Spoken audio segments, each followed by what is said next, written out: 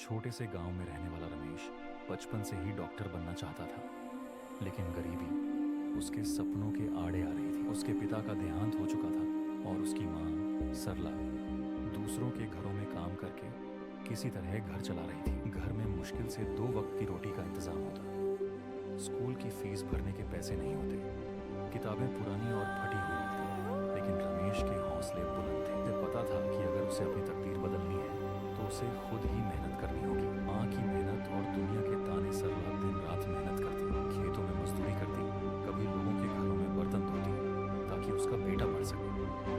लेकिन गांव के लोग मजाक उड़ाते थे, दीप का बेटा डॉक्टर बनेगा, पहले पेट भरने का इंतजाम कर लो। लोग ऐसा कहते तो माँ बस मुस्कुरा देती और रमेश से कहती, दुनिया जो भी कहे तू बस अपने सपने पूरे करने की कोशिश कर, मैं तुझे कभी हारने नहीं दूंगी। ये बातें रमेश को और ज्यादा मेहनत करने के लिए प्रेरित करती। रमेश के पास पढ़ने के लिए अच्छी रोशनी तक नहीं थी। जब घर में मिट्टी के तेल का दिया बुझ जाता तो वह चांद की रोशनी में पड़ता।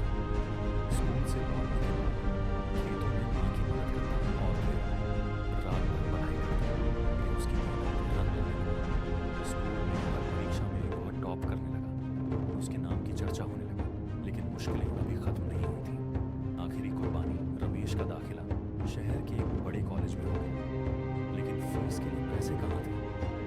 वह उदास होकर माँ के पास गया और बोला, माँ, अब आगे की पढ़ाई नहीं हो पाएगी, हमारे पास पैसे नहीं।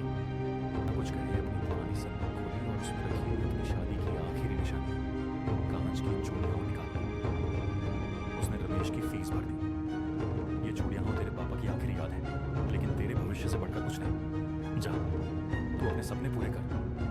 सुबह गए, लेकिन उसने माँ से वादा किया, नहीं जाने दूंगा।